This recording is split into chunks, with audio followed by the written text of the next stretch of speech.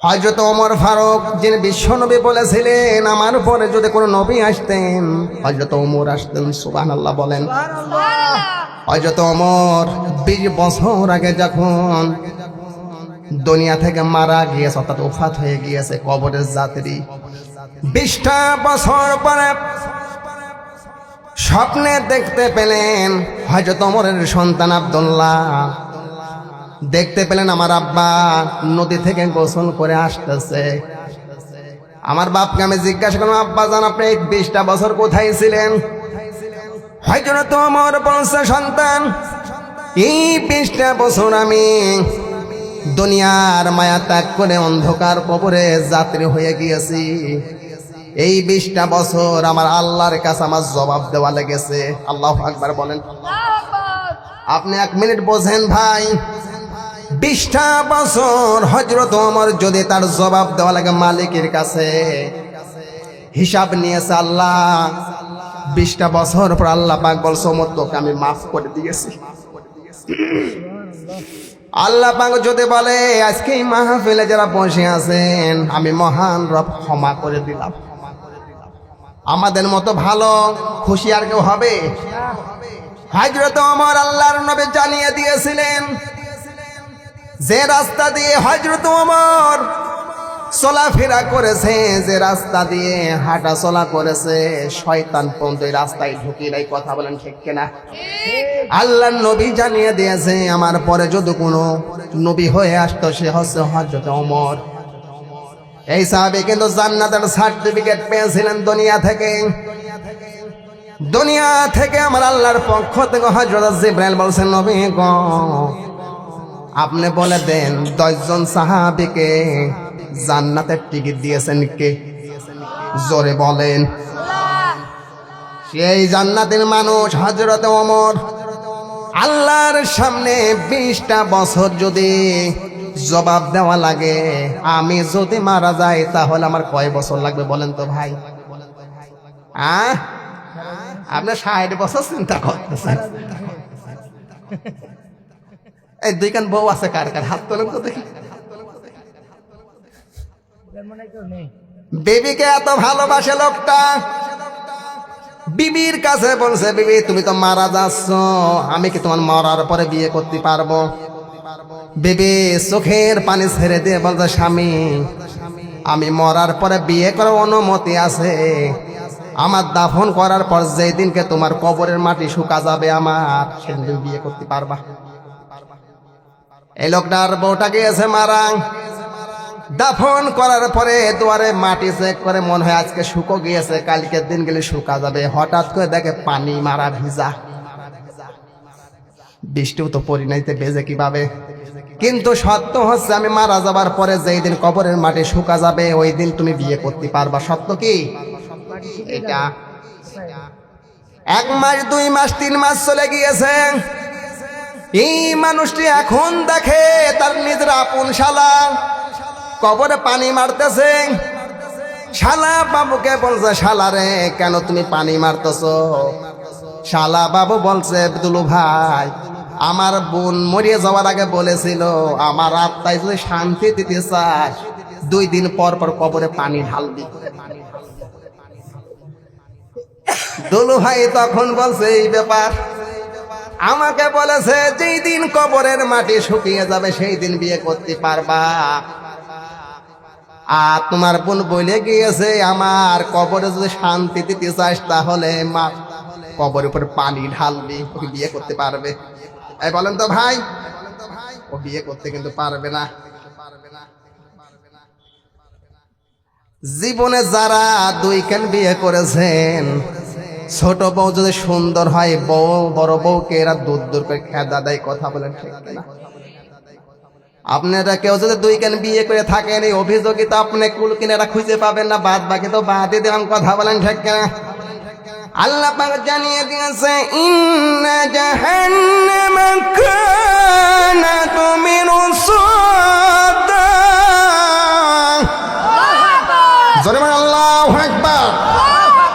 আল্লাহ পাক জানিয়ে দিয়েছে নিশ্চয় জাহান্নাম হলো গোপন একটি ফাঁদ। আল্লাহর নবীকে ডাইরেক্ট বলল, নবী গো আপনি বলে দেন ইন্না জাহান্নামা কানাত মিরসাদা।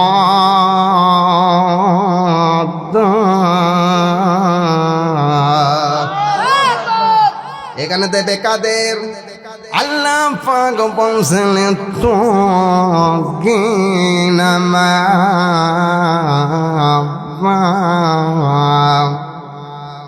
আল্লাহ পাক বলছে যে মানুষগুলো আমার আল্লাহর ব্যাপারে সীমা লঙ্ঘন করে, আমার আল্লাহর আইন সম্পর্কে এরা সীমা লঙ্ঘন করে, এরকম মানুষ বুঝি এই এলাকায় নেই?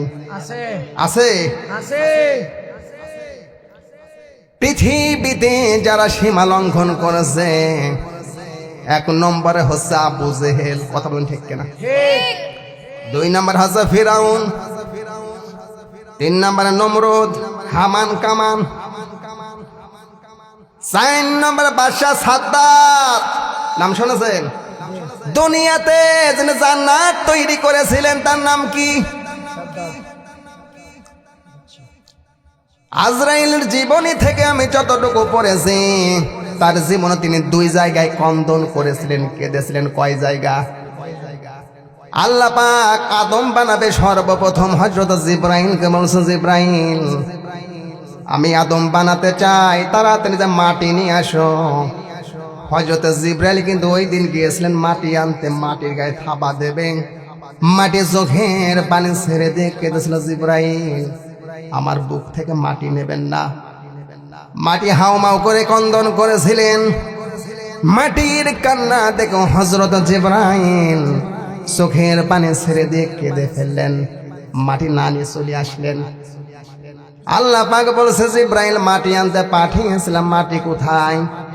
হযরত জিবরাইল বলছে, রব্বুল আলামিন আমি মাটি আনতে গিয়েছিলাম ঠিক আছে, মাটির কান্না দেখে আমি মাটি নিয়ে আসতে পারি নাই। কথা বলেন ঠিক কিনা? আল্লাহ পাক হযরত মিকাইল এবং ইসরাফিলকে পাঠিয়েছিলেন। যখন ইসরাফিল এবং মিকাইল যখন মাটির গায়ে থাবা মেরে দেবে, মাটি একই রকম কন্দন করে, চিৎকার করে। আগে জিবরাইল এসেছিলেন, আমার কন্দন দেখে উনি চলে গিয়েছেন, মাটি আপনি নেবেন না। দুইজন ফেরেশতা তারাও মাটি না নিয়ে চলে আসলেন কাঁদতে কাঁদতে। আল্লাহ পাক বলছে, আজরাইল আমি তোকে পাঠাবো। আল্লাহ পাক যত ফেরেশতা নাজিল করে দেন, সব চাইতে বড় ফেরেশতা কয়জন? তাকে বলা হয় রাসূল ফেরেশতা। কি ফেরেশতা? এক নাম্বারকে হযরত জিবরাইল, দুই নম্বর হযরতে মিকাইল, ইসরাফিল, হযরতে আজরাইল। আজরাইলের কাজ কি? ও মায়া আছে, ওর কোনো কিন্তু মায়া নেই, কিন্তু কিতাবে দেখে যে তাফসিরে ফি জিলালিল কোরআন, তাফসিরে তাফহিমুল কোরআন, তাফসিরে খাজেগান, তাফসিরে মারিফুল কোরআন, তাফসিরে রুহুল মানি। ইসলামী বিশ্ববিদ্যালয় 6টি কিতাব আমি দেখেছিলাম, একই মত দিয়েছেন। হযরত আজরাইল 2 জায়গা কন্দন করেছিলেন তার জীবনে, তাছাড়া কোনোদিন কাঁদি নাই। আল্লাহ পাক বলছে, আজরাইল মাটি নিয়ে আসো। হযরতে আজরাইল যখন মাটি আনবে, মাটির গায়ে থাবা মারবে, মাটি চোখের পানি ছেড়ে দিয়ে কাঁদছে। 3 জন ফেরেশতা এসেছিলেন, আমার কন্দন দেখে তারা ফিরিয়ে গিয়েছে, আপনি মাটি নেবেন না। হযরত আজরাইল বলেছিলেন, আমি পৃথিবীর কারোর কথার হুকুম নয়। এই কথা বলেন, আমাকে পাঠিয়েছেন কে? আমাকে পাঠিয়েছেন মহান রব। আমার আল্লাহ মাটি নিতে পাঠিয়েছেন, এক থাবা মেরে মাটি নিয়ে গিয়েছে। তাফসিরে জালালাইন থেকে বলছি, তাফসির ইবনে কাসির, তাফসিরে কুরতুবী কিতাব সাক্ষী দিয়েছে, হযরত আজরাইল যখন একটা থাবা মেরে দিয়েছিলেন, তার হাতের ভেতর মাটি ছিলেন 40 মণ। কয় মণ? এক মুষ্টি মাটির ওজন কত? আপনি বুঝতেছেন ভাই? আমি কিন্তু তাফসির করছি, যেহেতু সময় নেই, একবারে আলোচনায় চলে গেলাম ভাই, অনেক রাত হয়ে গেল ভাই, কষ্ট দিতে পারবো না। হযরত আজরাইলের মুষ্টির ভিতর মাটি ছিল কয় মণ? 40 মণ মাটি ছিলেন। আল্লাহ পাক সেই 40 মণ মাটি দিয়ে আদম বানালেন, 60 হাত লম্বা। কয় হাত? 60 হাত লম্বা বানালেন, বডি বানিয়েছে 36 হাত। কয় হাত? আপনি টের পাচ্ছেন? কোথায় 60 হাত আর বডি 36 হাত? আল্লাহ পাক বলছে দুনিয়া থেকে যারা জান্নাতে যাবে আমার বান্দা এবং বান্দিগুলো আমি 60 হাত দিয়ে জান্নাতে ঢুকাবো। এত আস্তে সুবহানাল্লাহ ভাই। সুবহানাল্লাহ। জান্নাতে কোনো কালো মানুষ ঢুকবে না, সব ফাঁকা ফসরা। বডি হবে 36 হাত, উচ্চতা হবে 60 হাত, চেহারা হবে হীরের মতো চমকাবে। আল্লাহ পাক ওদেরকে জান্নাতে দেবে। কালো কুচকুচে লোক কিন্তু জান্নাতে যেতে পারবে। আল্লাহ পাক যখন গোসল করিয়ে দেবে কালো মানুষ ধলা হয়ে যাবে। সুবহানাল্লাহ বলেন।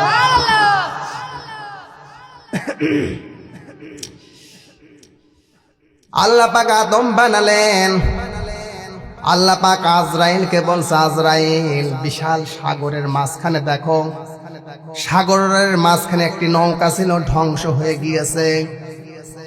একটা মাসুম বাচ্চা আর একজন মহিলা তার সন্তানটাকে ভাঙা তক্তার পর রেখে দিয়ে সাঁতরিয়ে পার হচ্ছে। হযরত আজরাইল কিন্তু সেই বিশাল সাগরের মাঝখানে চলে এসেছে। আসলে তো তাই। বাদশা সাদ্দাদের জন্ম হয়েছিলেন সমুদ্রের মাঝখানে। বাচ্চা প্রসব করেছে একজন মা। যখন বাচ্চা প্রসবের সময় হয়ে যায়, জীবনটা বাহির হয়ে যায়, এইরকম কষ্ট পৃথিবীর কেউ করতে পারে কোনো পুরুষ মানুষ? এই জোরে বলেন তো ভাই। জনম দক্ষিণী মা কিন্তু স্বামীর কাছে সেই রকম সম্মান পায় না। কথা বলেন ঠিক কিনা? রাতের বেলা পেটের ভিতরে ব্যথা, আল্লাহ বলে ডাক দিয়েছে। আল্লাহু আকবার বলেন। জনম দুঃখিনী মা রাতের অন্ধকার হয়ে গিয়েছে, চোখের পানি ছেড়ে দিয়ে ওই মালিকের কাছে বলেছে, মালিক আমার জীবনও যদি চলে যায় আমার সন্তানকে তুমি ভালো রেখে দিও। আপনার ঘরের ভিতরে বাচ্চা হয়েছে, খালা এক পাশে, ফুপু এক পাশে, দাদি এক পাশে, আর এক জায়গায় তার স্বামী বসে আছে, আল্লাহর কাছে দোয়া করছে। কথা বলেন ঠিক কিনা? আমি আপনাদেরকে কি বোঝাতে চেয়েছি? সমুদ্রের মাঝখানে একটা বাচ্চা হয়েছে, সেই বাচ্চাটাকে তক্তার উপরে শোয়াইয়া দিয়ে বুকের সঙ্গে বাঁধিয়ে পাও দিয়ে সাপ দিয়ে পার হচ্ছে। পাশে কেউ কি আছে বলেন তো ভাই? জোরে বলেন। কেউ পাশে নেই। আল্লাহ পাক বলছে, আজরাইল যাও রুহটা বাহির করে আনো মহিলার। হযরত আজরাইল রুহ বাহির করে নেওয়ার জন্য এসে হাউ মাউ করে চিৎকার করে আজরাইল কেঁদেছিলেন ওই দিন। রব্বুল আলামিন আমি নিজেই দেখেছি, দুনিয়াতে যখন কোনো মা বাচ্চা প্রসব করে তার আত্মীয় স্বজন চারদিকে ভরে যায়। কথা বলেন ঠিক কিনা? আর আপনি গভীর অরণ্য, গভীর সাগরের মাঝখানে বাচ্চাটাকে নিয়ে এত কষ্ট করে পার হচ্ছে। আমি নাই তার মায়ের রুহটা বাহির করলাম, এই বাচ্চার কি হবে? আল্লাহ পাক বলছে, টেনশন কিন্তু তোমার নয়, টেনশন কার? এই জোরে বলেন কার? টেনশন হচ্ছে আল্লাহর। রিজিকের মালিক কোন মানুষ? কে? জোরে বলেন। হযরত আজরাইল তাকে রূহ বাইর করলেন, সাগরের তলদেশে হারিয়ে গেলেন। মাসুম বাচ্চা আল্লাহ বলে ডাক দেয়। সমুদ্রের মাঝখানে ভাঙা তক্তার উপরে ছোট্ট মাসুম বাচ্চা মহান আল্লাহ বলে ডাক দিয়েছে, আল্লাহ তুমি ছাড়া আমার কেউ নেই। কথা বলেন। মানুষ যখন বিপদে পড়ে যায় মালিক বলে ডাক দেয়। আল্লাহ পাক বলছে, তোর সাথে আমি আছি, টেনশন নাই। সুবহানাল্লাহ বলেন। আল্লাহর নবী হযরত আবু বকর বন্দি করার জন্য ষড়যন্ত্র করেছেন আবু জেহেলরা। ছোট্ট একটি গর্তের ভিতর পালালো হযরত আবু বকর আর বিশ্ব নবী। হযরত আবু বকর থরথর করে কাঁপছে, বলছে, হুজুর আজকে যদি ধরাই পড়ে যায় আমাদের মেরে ফেলবে, মাথা আলাদা করে ফেলবে। আমরা বুঝি আজকে দুইজনে কি একটা অবস্থা। আল্লাহ নবী বলেন, ও আবু বকর আমরা কিন্তু দুইজন না, আরো একজন আছে, তার নাম কি? জোরে বলেন। আরো একজন আছেন, সে হচ্ছে আমার রব। পৃথিবীর কোন মানুষ কিছুই করতে পারবে না। পারবে? জোরে বলেন। কিছুই করতে পারবে না আল্লাহ যার পক্ষে থাকে। গভীর সাগরের মাঝখানে মাসুম বাচ্চাটা আল্লাহ ডাকতেছে। আল্লাহ পাক বলছে, সাগর রে, ঢের নাই বাচ্চাটাকে কি সাগরের কিতারে দিয়ে দাও। সুবহানাল্লাহ বলেন। বিশাল জঙ্গল, এক কোনায় ছোট্ট মাসুম বাচ্চাটাকে আল্লাহ পাক নিয়ে দিলেন। একটা বাঘিনী কেবলমাত্র বাচ্চা প্রসব করেছে, ওর পানি পিপাসা লেগেছে। পানি খাওয়ার জন্য কেবলমাত্র এসেছে। এখন দেখে ছোট্ট মাসুম বাচ্চা। এখন প্রশ্ন, বাঘ মানুষ পাইলে খুশি হয় না বেজার হয়? আল্লাহ পাক বলছে, বাঘ খবরদার বেয়াদবি করিস না, হুঁশিয়ারি কার। জোরে বলেন। আল্লাহ পাক বলছে, খবরদার বেয়াদবি করো না। তোমার কলিজার বাচ্চা আছে, এই বাচ্চাটাকে গালের মুখের সঙ্গে নিয়ে যাও, তোমার বাচ্চাদের কাছে নিয়ে যাও। তোমার বুকের দুধটা খাওয়াইয়া বাচ্চাটারে বড় করো। আমার আল্লাহ পাক বাদশাহ সাদ্দাতকে বাঘের দুধ খাওয়াইয়া বড় করেছিলেন। তার নাম কি? সে আল্লাহ এখনো আছে। জোরে বলেন, আছে কিনা? বাদশাহ সাদ্দাত বানিয়ে দিলেন বাদশাহ। আল্লাহ পাক রাজ্য ক্ষমতা দিয়ে দিলেন, টাকা পয়সা দিয়ে দিলেন, ধন দৌলত দিয়ে দিলেন, বাদশাহ হয়ে গেলেন। হুদ আলাইহিস সালাম ওই দিন যখন বাদশাহ সাদ্দাতকে দাওয়াত দিয়েছিলেন, বাদশাহ তোমার কি মনে পড়ে মহান রব তোমার বাঘের দুধ খাইয়া প্রাণ বাঁচিয়েছিল? সে আল্লাহর নামে ঈমান আনো। বাদশাহ বলছে, হুদ আমি যদি ঈমান যদি আনি আল্লাহ পাক আমার কি দেবে? আল্লাহ পাক আমার কি দেবে? হুদ আলাইহিস সালাম বলেন, আপনি যদি ঈমান আনেন, যদি মুসলমান হন, আল্লাহ পাক আপনার জান্নাত দেবে। বাদশাহ সাদ্দাত ওই দিন বলেছিলেন, জান্নাতের ভিতরে কি কি থাকে, ইটগুলো কিসের তৈরি? তখন হুদ আলাইহিস সালাম তার সহিফা থেকে বলেছিলেন, সোনা এবং রূপা দিয়ে আমার আল্লাহ জান্নাতে ইট তৈরি করেছেন। সুবহানাল্লাহ। জান্নাতের ভিতরে হুর আছে, গেলেমান আছে। হুর মানে মহিলা, গেলেমান মানে পুরুষ। বাদশাহ সাদ্দাত বলল, আমার এত ক্ষমতা, ওহো তোমার আল্লাহর জান্নাতের দরকার নাই, নিজেই জান্নাত তৈরি করব। বুঝতে পারছেন নাফরমানি কিভাবে করলো? বাদশাহ সাদ্দাতের যত সোনা দানা আছে, শ্রমিক লাগিয়েছে, তাদেরকে বলেছে মিস্ত্রি এই সোনা দিয়ে দেখে ইট কতটুকু হয়। অভিযোগ দিল, হুজুর যে ইটগুলো তৈরি করা হয়েছে আরো সোনা লাগবে, রূপা লাগবে। বাদশাহ চারদিকে পেয়াদাদেরকে ঘোষণা করলেন, প্রত্যেক বাড়ি বাড়ি তল্লাশি করো, যার যতটুকু সোনা আছে সবগুলো কেড়ে নিয়ে চলে এসো। বুঝতেছেন? পেয়াদারা একই কাজ করেছিলেন। যত সোনা দানা পেয়েছিলেন জোর করে কেড়ে নিয়ে আসছিলেন। ওই জামলে একজন মহিলা মানুষ ছিলেন, তার বাবা নেই, মা নেই, সন্তান নেই। কিছুদিন আগে বিয়ে হয়েছিলেন, তার স্বামীটাও মারা গিয়েছে। পেয়াদা বলছে, এই মেয়ে তোমার গলার হাতটা দিয়ে দাও, বাদশার স্বপ্নের পূরণের কাজ করব। ওই মহিলা বলেছিলেন, ও পেয়াদা, এত মানুষের সোনা দানা নিয়ে গিয়েছো, আমারটা না নিলে কি হয় না? এটাই তোমার শেষ সম্বল। আমার স্বামী নেই, আমার বাবা নেই, আমার মা নেই, আমি এতিম মানুষ, অসহায় মানুষ। এই পেয়াদারা জোর করে মেয়ের গলা থেকে চেনটা, হাতটা টান দিয়ে কেড়ে নিয়েছিলেন। ওই মেয়েটা জমিনে গড়াগড়ি দিয়ে আরো সেটা কাবার মালিকের উপর হাতখানে তুলে দিয়েছে। ও মালিক, ও কাবার মালিক, আমি কারোর কাছে বিচার দিলাম না, কোন মানুষের কাছে বিচার আমি দিলাম না, আল্লাহ তোমার কাছে বিচার দিয়ে দিলাম। বাদশাহ সাদ্দাতের ইচ্ছা তুমি পূরণ করতে দিও না। আল্লাহু আকবার বলেন। জান্নাত তৈরি হয়ে গিয়েছে। সহিফার ভিতরে পেয়েছিলেন হুর আর গেলেমান। 23 থেকে 27 বছরের মেয়ে এবং ছেলেদেরকে ওর ভিতরে ঢুকিয়ে দেখি ঘোড়ার গেলে বানিয়েছিলেন। যেই দিনকে জান্নাত উদ্বোধন করবে বিশাল প্রহরী নিয়ে, পিয়াদাদেরকে নিয়ে জান্নাত উদ্বোধন করবে। জান্নাতের মেন গেটের ভিতরে পিপিলিকা ঢোকার ক্ষমতা কিন্তু নেই, ঢুকবে কি করে পাহারা।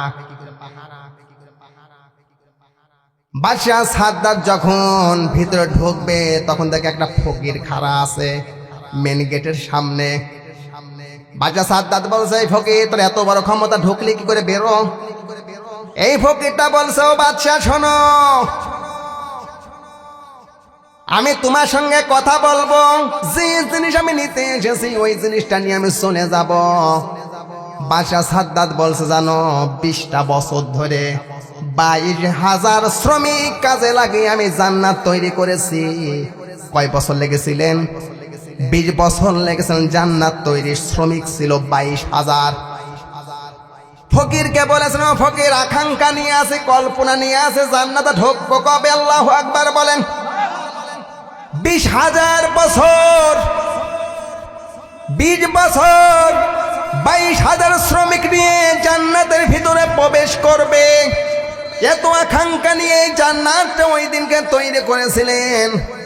এত সময় ধরে জান্নাতটা তৈরি করা হয়েছে, কত আশা নিয়ে আমি বসে আছি, আর তুমি এসে আমাকে বাধা দিচ্ছ। তোমার সাথে পরে কথা বলবো, আগে জান্নাতে ঢুকবো তারপরে। এই জায়গা ফকিরটা বলছে, বাদশাহ কথা না বলে তোমাকে আমি ঢুকতে দেব না। ঠিক আছে, তোমার কানটা শুধু আমার দিকে আগিয়ে দাও। এই বাদশাহ সাদ্দাত খালি কানটা আগিয়ে দিয়েছে, বলছে, আমি কিন্তু ফকির নামে আজরাইল। আল্লাহু আকবার বলেন। আমি কিন্তু দুনিয়ার কোনো সাধারণ ফকির না, আমি হাসান আজরাইল, কাউকে খাতের করি না। কথা বলেন ঠিক কিনা? বাদশাহ সাদ্দাত ঘোড়ার উপর বসে আছে। বাদশাহ সাদ্দাত বলতেছে, আমাকে যদি একটুখানি সময় আমাকে দেন, আমি যাব আর আসব, আমি যাব আর আসব, বেশি সময় আমি নেব না, আমি বেশি কষ্ট কাউকেও দেব না। এই কথা বলে বারবার তার কাছে বলতেছে, আমাকে একটু যেতে দাও। 20টা বছর ধরে 22,000 শ্রমিক কাজে লাগিয়ে জান্নাত বানিয়েছে, কত আশা নিয়ে, আমাকে ঢুকতে দাও, যেই চলে আসবে। হবে? এই জোরে বলেন, হবে?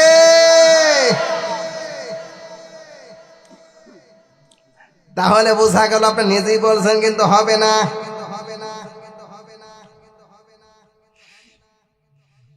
কত মানুষের রুহ বাইর করেছে আজরাইল। আমার মনে আছে ক্লিনিক থেকে একটা বাচ্চা কোলে করে নিয়ে আসছে, অনেকদিন ভর্তি ছিলেন। ডাক্তার বলছে বাইরে যে যেমন তেমন ডাক্তারের কাছে যে একটু ওষুধ পাই নিয়ে তোমরা বাড়ি চলে যাও। এখন বাড়ি নিয়ে আইসে, আমি ঝাড়তে এসে দেখে বাচ্চা নড়েও না সরেও না। কি রে, ও তো মরিয়ে গেছে অনেকক্ষণ আগে। হাসপাতাল কিন্তু কাদা কাটে এগুলো পছন্দ করে না। কথা বলেন ঠিক না? কায়দা করে সরিয়ে দিয়েছে। ডাক্তার এসে বলল, ঘন্টা তিনেক আগে বাচ্চাটা মারা গিয়েছে, মাও টের পায় নাই। আজরাইল বলছে, আমি বাচ্চা, ছোট্ট মাসুম বাচ্চা, তার মায়ের স্তনে গাল লাগিয়ে চুষণ দিয়ে দুধ খাচ্ছে, কখন জানে ঘুমিয়ে গেছে নিজেও জানে না। এখন দেখে আমার সন্তান মারা গিয়েছে। প্রত্যেকটা মানুষ যাদের রূহ বাহির করতে এসেছে আজরাইল, প্রত্যেকটা মানুষই ওই দিন আজরাইলকে বলছে, আজরাইল আমার শেষ একটা ইচ্ছা আছে, মেহেরবানি করে আমাকে আপনি ইচ্ছাটা পূরণ হতে দেন। আমি বেনাপোলে কাজ করতেছি, হঠাৎ করে আমার বাড়ি থেকে ফোন দিয়ে আমি দৌড়ে যখন মেন গেটের সামনে এসেছে, মিষ্টি এক ফকির কাছে, কি ব্যাপার, দাঁড়াও, এই মিষ্টি কিসের জন্য? এই লোকটা বলছে, ফকির মশাই আমাকে বাধা দেবেন না, 20টা বছর বিয়ে করেছে, আল্লাহ পাক একটা ছেলে দান করেছে, ছেলেটার মুখ দেখার জন্য আমি বাহির হয়েছি, মিষ্টি এনেছি সবাইকে খাওয়ানোর জন্য। কথা বলেন, আমি সবাইকে খাওয়ানোর জন্য এসেছি। আমাকে মেহেরবানি করে আপনিও আসেন, আপনিও মিষ্টি খান। ফকির মশাই বলছে আমি তো মিষ্টি খাই না, আমি নিয়ে যাই রুহু। তোমার বাচ্চা দেখা হবে না, এইখানে তুমি স্তব্ধ হয়ে যাবা। কথা বলেন। যতই আপনি ক্ষমতা দেখাবেন, পাওয়ার দেখাবেন, পাওয়ার মাটির নিচে। এ কথা বলে না কেন? আপনার ক্ষমতা চিরদিন থাকবে না, ক্ষমতা স্তব্ধ করে দেবেন কে? ক্ষমতা দেখাবেন আর ক্ষমতা দেখায়েন না, ক্ষমতা চিরদিন থাকবে না।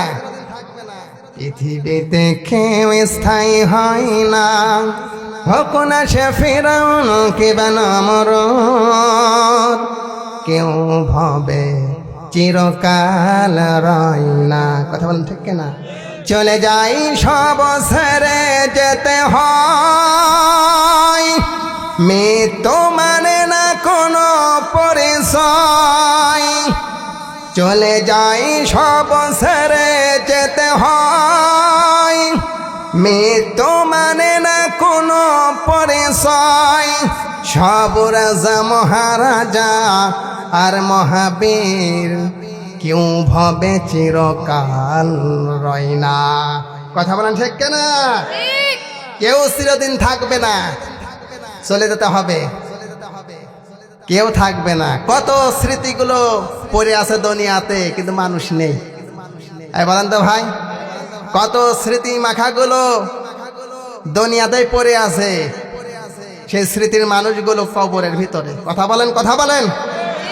আজকে থেকে শিক্ষা নিতে হবে, আমার জীবনের কোনো ক্ষমতা নেই, কোনো নিশ্চয়তা নেই, যে কোনো মুহূর্তেই গ্রেফতার। কথা বলেন ঠিক কিনা?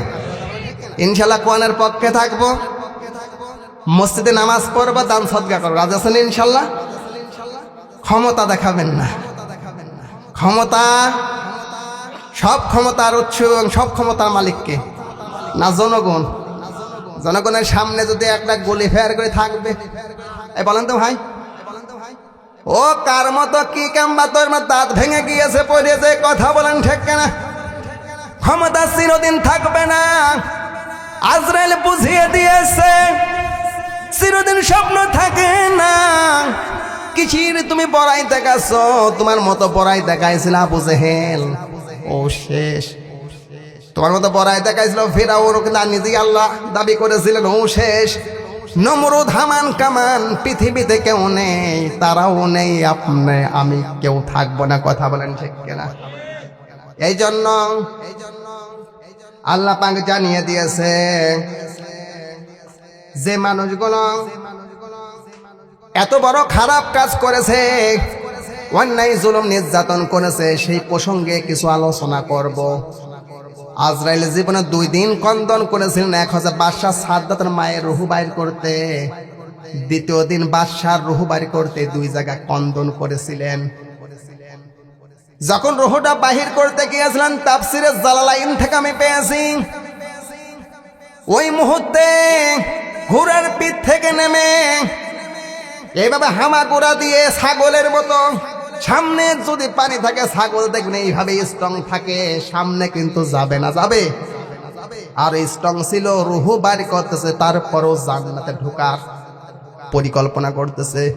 অযথা আজরাইল আল্লাহর কাছে বলছে, রব্বুল আলামিন আপনার হুকুম ছিল না? এই মানুষটি বারবার বলছে, আজরাইল একটা দিন না, 2টা দিন না, 20টা বছর টের পাচ্ছেন?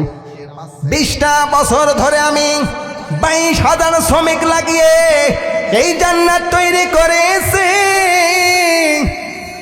আমার কত আকাঙ্ক্ষা, কত ভালোবাসা, কত স্বপ্ন নিয়ে আমি জান্নাত উদ্বোধন করব, কিন্তু আমি পারলাম না। রুহুটা বাহির করে হযরত আজরাইল চোখের পানি ছেড়ে দিয়ে কেঁদেছিলেন, রব্বুল আলামিন আমি চোখের পানি ধরে রাখতে পারলাম না। আল্লাহু আকবার বলেন।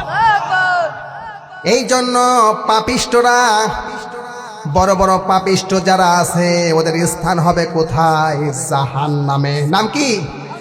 তাহলে জাহান্নাম কয়টি বলেন তো ভাই? কয়টা?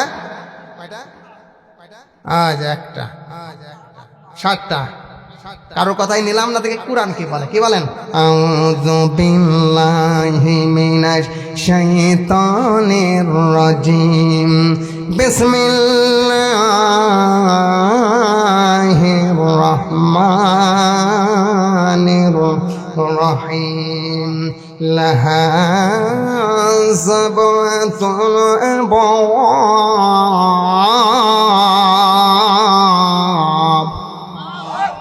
লিকুল্লি বাবিন মিনহুম জুজউম মাকসুম। সিদকাত বলেন আল্লাহু আকবার। সূরা আল হিজর 14 নম্বর পারা 3 নম্বর 59 নম্বর লাইনে 3 নম্বর 44 নম্বর আয়াত কারিমা। তাফসির ফি জিলালিল কোরআন, তাফসির তাফহিমুল কোরআন, তাফসির খাজাগান, তাফসির মারিফুল কোরআন, তাফসির কুরতুবী, তাফসির রুহুল মানি। আল্লামা কুরতুবী রাহমাহুল্লাহ এইভাবে লিখেছেন ঘোষণাকার। আল্লাহ পাক বলেছেন লাহা সাবাতুন মানে 60টি দরজা। লাহা সাবাতুন মানে দরজা কয়টি? জোরে বলেন। সাবাতুন মানে 7, আবওয়াব ভাবে বহুবচন। আবওয়াব শব্দের অর্থ হচ্ছে দরজা। তাহলে বোঝা গেল জাহান্নামে একটি, জাহান্নামের দরজা হচ্ছে 7টি। সুবহানাল্লাহ বলেন। 1 নম্বরে জাহান্নাম, 2 নম্বরে সাইর, 3 নম্বরে লাজা, 4 নম্বরে সাখর, 5 নম্বরে জাহিম, 6 নম্বরে হুতমা এবং 7 নম্বরে হচ্ছে হাবিয়া। সুবহানাল্লাহ। আল্লাহ পাক বললে হে নবী, যোগ্যতা যদি না থাকে জাহান্নামে যাওয়া যাবে না, যোগ্যতা না থাকলেও সে জান্নাতেও ঢুকতে পারবে না। কথা বলেন ঠিক কিনা? আপনাকে যোগ্যতা তৈরি করা লাগবে। 1 নম্বরে জাহান্নামে যাবে কারা? আল্লাহর নবী জানিয়ে দিয়েছেন আল্লাহ পাকের ঘোষণা। হযরত জিবরাইল আমিন নাজিল হয়ে গেছে। হে নবী আপনি বলেন এই জাহান্নামে যারা যাবে 4 শ্রেণীর মানুষ, 4 প্রকারের মানুষ এই জাহান্নামে যাবে। এই 4টি অপরাধ করার কারণে এদেরকে 1 নাম্বার জাহান্নামের দরজা দিয়ে ঢোকা লাগবে। 2 নাম্বার জাহান্নামে 4 শ্রেণীর মানুষ যাবে। বাদ বাকি জাহান্নামে হুতমায় 3 শ্রেণীর মানুষ ঢুকবে। সেই যোগ্যতা লাগবে।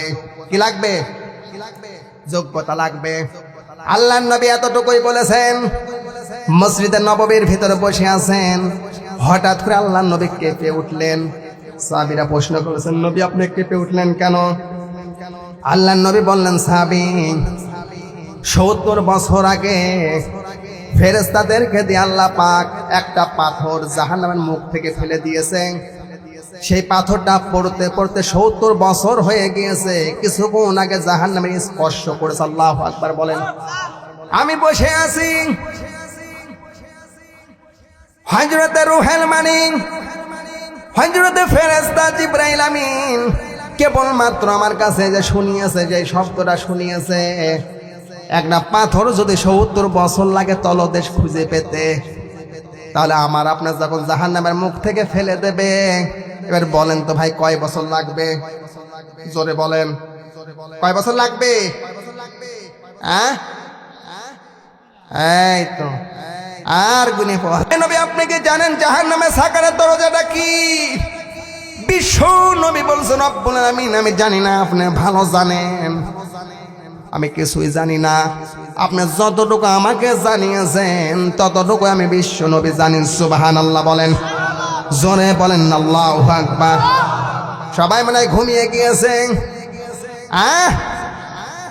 আপনারা থাকবেন তো শেষ পর্যন্ত। ওরে সর্বনাশ, জান্নাতের সার্টিফিকেট পেয়েছিলেন কয়জন সাহাবী? জোরে বলেন। দুনিয়া থেকে 10 জন সাহাবী সার্টিফিকেট পেয়েছিলেন ধৈর্যের পরীক্ষা দিয়ে। আজকে যশোর বেনাপুল বাসী কোরআনের জন্য ধৈর্যের পরীক্ষা দেবে। কথা বলেন ঠিক কিনা? এই ধৈর্যের পরীক্ষা দিতে গিয়ে জীবন যদি চলে যায়, এই তাওহীদ জনতা এই মাঠ থেকে পলায়ন করবে না। কথা বলেন ঠিক কিনা? লিল্লাহি তাকবীর, লিল্লাহি তাকবীর। কিয়ামতের ময়দান যখন শুরু হয়ে যাবে, যে মানুষগুলো আল্লাহর কোরআনের সঙ্গে বিয়াদবিকে ল্যাপ মুড়ি দিয়ে ঘুমিয়ে আছে, আর যে মানুষগুলো বসে আছে কোরআনের জন্য, কিয়ামতের ময়দানে কোরআন সাক্ষী দেবে রব্বুল আলামিন যে মানুষগুলো বসেছিল আপনি ওদেরকে ক্ষমা করে দেন সুবহানাল্লাহ বলেন। তাহলে আল্লাহ পাক দেবে তুবকি ওয়ালা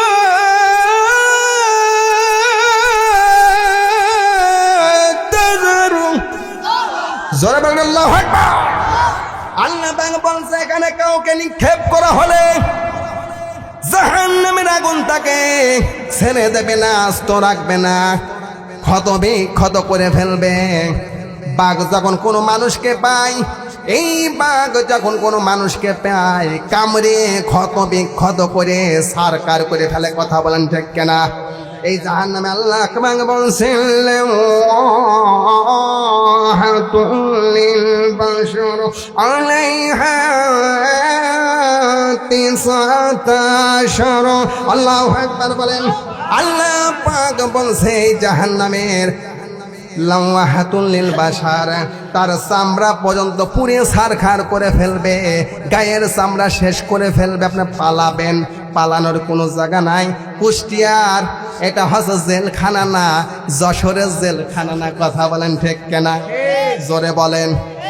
এটা কোনো জেলখানা না, আল্লাহ পাক নিজে জেলখানা তৈরি করেছেন। তাহলে দেখেন পালানোর কোনো সুযোগ নেই।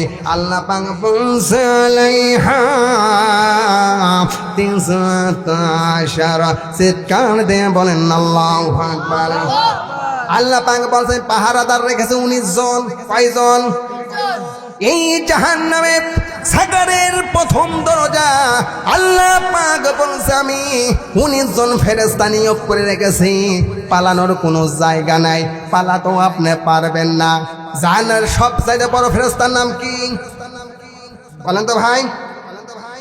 হ্যাঁ, আব্দুল মালিক। বেজাল আছে। কেউ যদি প্রশ্ন করে আপনাকে জাহান্নামের বর্ণনা শুনেছেন, সবচাইতে বড় ফেরেশতার নাম কি? আব্দুল মালিক। মালিক ভাইয়ের মা, কায়েম ভাইয়ের মা, সাইফুল ভাইয়ের মা, মেহেদি ভাইয়ের মা। তোমরা যতই ভাগ্যবতী আল্লাহ দিনের জ্যোতি, সালাম জানাই তোমায় ফেরেশতা, সালাম জানাই তোমায় ফেরেশতা। আল্লাহু আকবার বলেন। সব চাইতে বড় ফেরেশতা, তার নাম আল্লাহ পাক নাম দিয়েছে আব্দুল মালিক। জান্নাত থাকবে উপরে, জাহান্নাম থাকবে নিচে। জান্নাতে মানুষেরা তাদেরকে জিজ্ঞাসা করবে আব্দুল মালিক এই মানুষগুলো জাহান্নামের ভিতর কেন এসেছে, কি দোষ, এরা কি কাজটাই না করেছে আমাদের পরিচিত। যদি আপনার ভাই তো জাহান্নামের ভিতর হাবুডুবু খায়, ছোট ভাই হন কিংবা বড় ভাই হন, আপনার কি কষ্ট লাগবে না? এজন্য বলেন না কেন? তখন ভাই বলতেছে হ্যাঁ, এই মানুষগুলো জাহান্নামে কেন এসেছে আমি জানি না। আপনি নিজেই প্রশ্ন করেন। তখন এরা প্রশ্ন করবে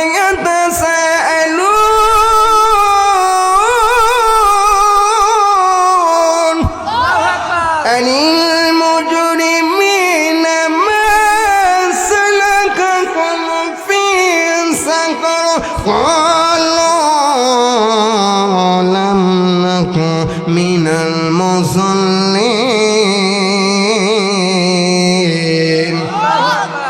জোরে বলেন আল্লাহু আকবার।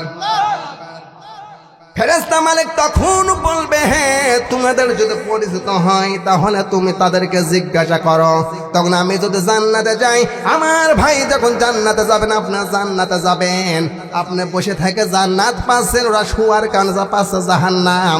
তখন আপনি জিজ্ঞাসা করবো ও ভাই তোমরা জাহান্নামে কি করতে এসেছো? তখন সবাই ওই জাহান্নামের ভিতরে যত মানুষ থাকবে সবাই একসঙ্গে বলবে লাম নাকু মিনাল মুসাল্লিন।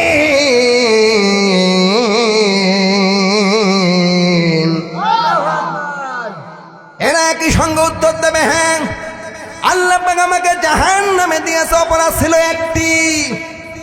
1 নম্বর অপরাধ হচ্ছে দেখে আমাদের সঙ্গে মিল খাই নাকি, আমরা নামাজ পড়তাম না। শুনানি করতে গিয়েছিলাম, লোকটার নাম মোমো, বড় লোক মানুষ, প্রথম কাতারে নামাজ দাঁড়িয়ে আছে, আমি পিছনে একটা ফ্যান দেবো বলে সুইচ টিপতেছি, ওই লোকটা বলতে ওই কালা সুইচ। উনি কিন্তু নামাজে আছে, আমি সুইচ মারতেছি পিছনের ফ্যানের জন্য, নামাজের ভিতরে বলছে কালা সুইচ। ওকে নামাজ হবে? হ্যাঁ, আবার কয় ছাগল কার মসজিদে ঢুকে গেল। এইরকম মানুষ যদি থাকে, আলেমদের খালি খোঁচা বেড়ায় যদি থাকে, মনে রেখে দেবেন আবু জেলের ভাইরা ভাই হওয়া লাগবে। কথা বলেন ঠিক কিনা? দ্বিতীয় নাম্বার অপরাধ কি? বলেন কোন তুইমুল মিসকিন।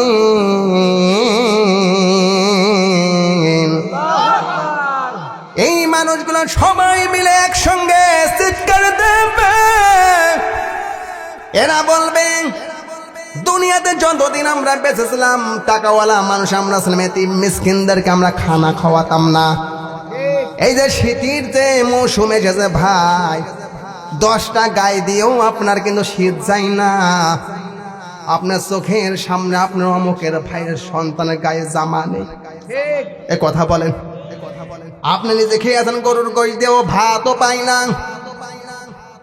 হযরত ওমর খলিফাতুল মুসলিমিন তখন বাদশাহ দায়িত্ব পালন করছে, মিশরের গভর্নর প্রেসিডেন্টকে দাওয়াত দিয়েছে, প্রেসিডেন্ট এসো। ওমরের সন্তান হযরত আব্দুল্লাহ বলছে, আব্দুল্লাহ নাস্তা নিয়ে আসো। নাস্তা দিয়েছে জয়তুনের তেল আর রুটি দিয়ে। হযরত ওমর আল্লাহর নাম স্মরণকে খাওয়া আরম্ভ করলেন। গভর্নর, মিশরের গভর্নর প্রেসিডেন্ট খাওয়া আরম্ভ করলেন না। হযরত ওমর বলছে কি আপনি খাচ্ছেন না কেন? এই প্রেসিডেন্ট বলছে কি ব্যাপার, একটা মেহমান নিয়ে এসে তুমি এই শুকনো রুটি আর তেল, জয়তুনের তেল কি খাওয়া যায়? তখন হযরত ওমর বলছে তাহলে তুমি খাও কি দিয়ে? সকাল বেলা আমি দুম্বার গোস্ত দিয়ে রুটি খাই, দুপুর বেলা আমি মাছ ভাত খাই, রাত্রি গরুর গোশত খাই নাই, উটির গোশত খাই। হযরত ওমর বললেন তুমি যে উটির গোশত খাও, তোমার জামানার প্রত্যেকটা মানুষ কি খাইতে পারে? তা পাবে কে? হযরত ওমর ওই দিন বলেছিলেন, খোদার কসম দিয়ে বললাম, আল্লাহর কসম দিয়ে বললাম, আমার জামানার যত মানুষ আল্লাহ পাক আমাকে দায়িত্ব প্রতিনিধি বানিয়েছে, এই মানুষগুলো যেদিন গোস্ত রুটি খাইতে পারবে, আমি হযরত ওমর ওই দিন গোস্ত রুটি খাবো। সুবহানাল্লাহ বলেন। সেই ওমরের যদি 20টা বছর লেগে যায় জবাব দিতে, আর আপনি নিজের বুকের সাথে হাত বাঁধিয়ে বলেন তো ভাই আপনি অন্যায় করেন নাই? কার জমি কিভাবে নিয়েছেন তাই তাতে দিয়ে দেন জমিটা। গলায় ছুরি বাঁধিয়ে আপনি কার কাছে টাকা নিয়েছেন তাতে দিয়ে দেন। এই যে পিচ লাগানোর বোতল চলে এসেছে, আইল দিয়ে আর হাঁটা যায় না, এই কথা বলে না কে? ভাই হুজুর বরকত নেই বেশি, আলির ভিতরে বরকত থাকে, এই জন্য আল একেবারে সেকুনময় করে দেয় যাতে কোনো হাঁটার ক্ষমতা না থাকে। তা আমি বলছি যত বরকত আলির ভিতর, তাই বলে আল সোজা করতেছে। এরকম লোক কি আছে? এরকম লোক আছে? 2 নাম্বার কি করলাম? ইতিম মিসকিনদেরকে যারা খাবার দেয় না। এবার 3 নম্বর সিরিয়াল হয়তো আমি আপনিও নাই, দেখি তো আল্লাহ পাক বলে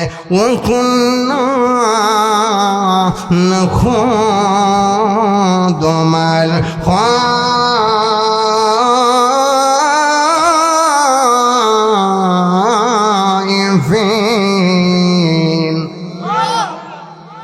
তিন নম্বর গুণ কার কার ভেতর আছে দেখি তো। এই মানুষগুলো জান্নাতি মানুষদেরকে ওই দিন বলবে, আমরা সমালোচনা করতাম, একের কথা আর এক জায়গা লাগিয়ে ঝরগা দিয়ে দিতাম। এইরকম লোক বুঝি নাই? এইরকম সবচাইতে বেশি কাজ করে মহিলা মানুষ। এ কথা কয় না কে? কিন্তু মহিলা মানুষ কিন্তু বেশি। আমার মারা বুঝে এসেছে। ও মা, আমি তোমাদেরকে বলছি আমার প্রতি নারাজ হবেন না। আপনার সন্তান হুস্য হোক নুস্য হোক, সে কিন্তু আপনার সন্তান। আপনার স্বামীও যদি হুস্য হোক নুস্য হোক, সে কিন্তু আপনার স্বামী। হুস্য হোক নুস্য হোক, সে কিন্তু আপনার ভাই। কথা বলেন ঠিক কিনা? আপনি যখন কোনো মানুষকে বলবেন, এই মানুষগুলো দেখবেন হাসি তামাশা করবে, আপনাকে নিয়ে খেলবে, সে কিন্তু আপনার মনের কথা সে বুঝবে না। কথা বলেন ঠিক কিনা? কোনো মানুষ যদি, কোনো মা যদি তার স্বামীকে বোঝায়, আল্লাহ পাক যদি হেদায়েত দান করে, এই স্বামীও কিন্তু আল্লাহওয়ালা হয়ে যাবে। কথা বলেন ঠিক কিনা? তাহলে একের কথা অন্যের কাছে লাগাবেন। নিজের বাপ থুই আর এক জায়গা বাপ পাতা, এরকম লোক কি আছে? আছে? নিজের মা থুইয়ে আর এক জায়গা মা পাতায়, এরকম লোক বোঝে এলাকায় নেই। কুটুম পাতায় নিজের বোনের বাড়ি একদিনও যায় না, কুটুম পাতাইছে ওই দিকে বেনাপুর, ওই দিক বেশি যায়। কথা বলেন ঠিক কিনা? আল্লাহর নবী জানিয়ে দিয়েছেন, কোন আল্লাহর বান্দি যদি তার স্বামীকে হায়াত বাড়াতে চায়, বেশি দিন দুনিয়াতে যদি থাকতে চায় দুনিয়াতে, তাহলে বেশি বেশি করে যেন তার ওয়াইফ যেন তার স্বামীর আত্মীয় স্বজনদের সঙ্গে ভালো সম্পর্ক রাখে। এবার আপনার কাছে প্রশ্ন ভাই, এই ভালো সম্পর্ক রাখে না রাখে না? রাখে না।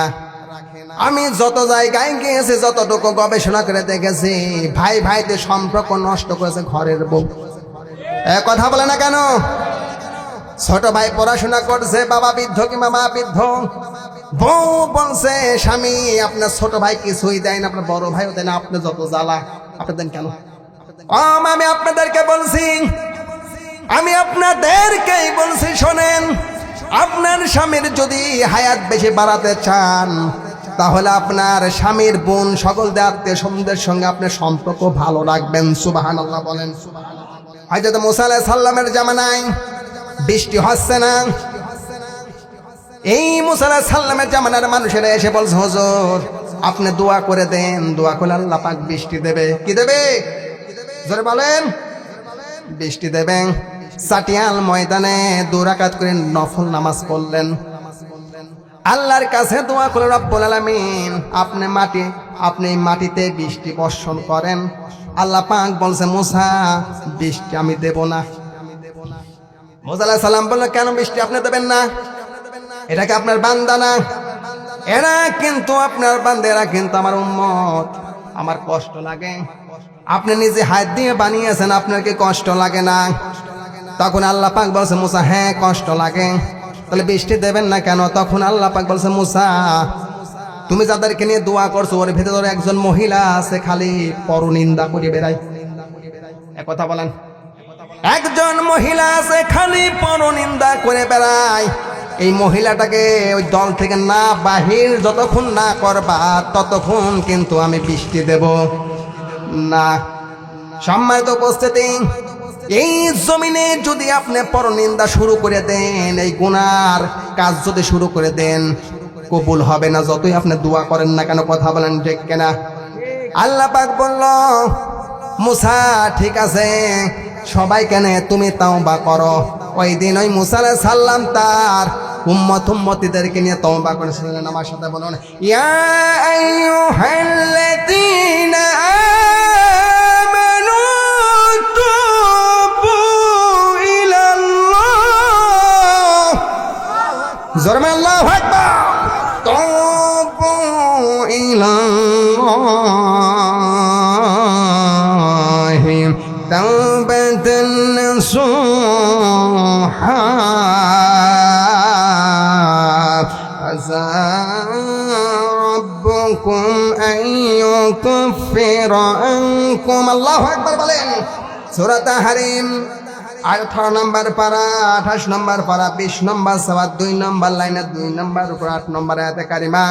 তাফসীরে কুরতুবী থেকে বলছি, ঘোষণাকার আল্লাহ পাক বলছে, ও হে ঈমানদাররা, তোমরা তওবা করো, আন্তরিক তওবা, আল্লাহ পাক তোমাদের জিন্দেগীর গুনাহগুলোকে ক্ষমা করে দেবে। তওবা শর্ত আছে 5টি। কয়টি? শুধু তওবা করলে হবে না, এই 5টি শর্ত যদি মেনে নিতে পারেন, তাহলে আল্লাহ পাক আপনাকে ক্ষমা করে দেবে। 1 নম্বরে সাথে সাথে খারাপ কাজ বন্ধ করতে হবে। 2 নম্বরে সে আল্লাহর কাছে ক্ষমা চাইতে হবে। এবং 3 নম্বরে সে অন্যের কাছ থেকে যা নিয়ে এসেছে, ডাকাতি করে, চুরি করে, হাওলাত নিয়ে, হাওলাত নেওয়ার পর ভুলে যায় কবে দিকে, হ্যাঁ ওইগুলো দেওয়া লাগবে। এবং 4 নম্বরে এবং 5 নম্বরে সে আবার এই ভুল কাজটা আর করবে না। এই ভুল কাজ আর করবে না। 4টি সত্য মানার পরে কোনো 5টি সত্য, 5 নম্বরে সে আল্লাহর কাছে ক্ষমা চাইতে হবে। এই 5টি সত্য যারা মানবে, মানার পর যখনই দোয়া করবে আমার আল্লাহ বান্দাকে ক্ষমা করে মঞ্জুর করে নেবে। জোরে বলেন সুবহানাল্লাহ। তাহলে বোঝা গেল। এবার 4 নম্বর সত্য কে কে আছেন দেখে তো। 4 নম্বরে কার কার সাথে মিলে যায় আমার সাথে বলেন, কুন্না নুকাযযিবু বিয়াউমিদ্দিন।